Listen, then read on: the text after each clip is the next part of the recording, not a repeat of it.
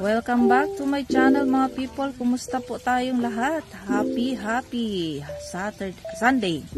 Good morning, good afternoon, good evening.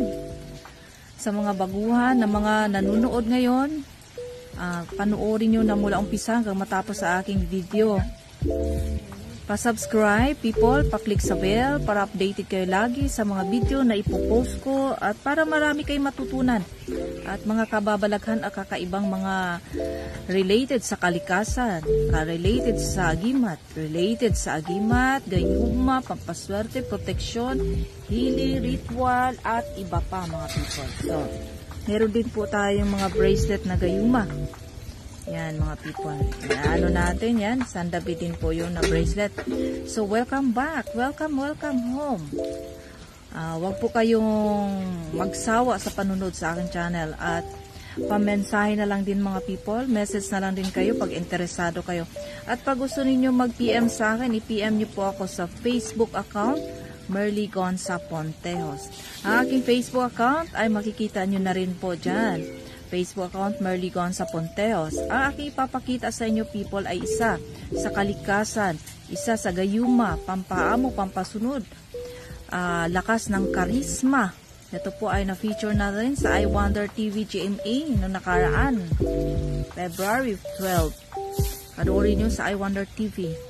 So ito people ay pinapakita ko sa inyo na Gayuma San David. Kung bakit si Gayuma San David, bakit San David ang pangalan natin.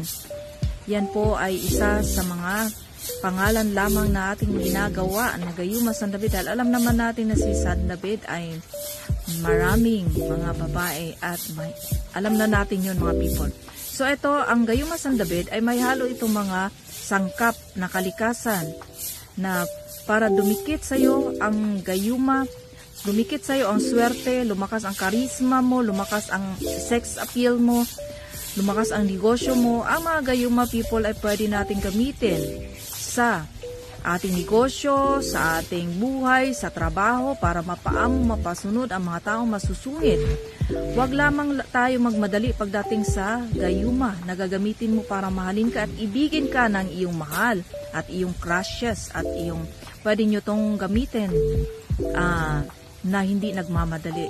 Dahil ang gayuma or ang kahit anong klaseng bagay ay hindi minamadali. Katulad ng swerte, ang swerte ay hindi natin minamadali dahil yan ay kusang darating. Kaya ito namang gayuma, huwag tayong magmadali at huwag tayong sabik na sabik sa ating mga halimbawa pagka mayroon ka ng gayuma, gusto mo na agad tumalap ito people. Huwag ganun mga people. Isipin muna natin sa kabutihan para ito ay mabilis ang kalab. Hindi sili pagpigaan natin aanghang ang ating mga gamit mga people. Ang ating gayuma ay maraming mga proseso para magamit. Ipahid lamang ito sa ating magkabilang leeg ng 2 times a day at kung gusto mo lang gamitin ito ay gamitin mo sa kabutihan. Kung gusto mo naman gamitin sa negosyo, mag-wish ka sa negosyo mo. Nagagamitin mo lamang si San David gayuma para mapaamo mapasunod ang mga dapat sumunod. At yung mga masusungit, matatapang ay kusang aamo sa iyo mga people. Kaya yan ang ating gayuma San David. Ang gayuma ni San David na malakasan sa tagumpay at sa iba pa. Yan people.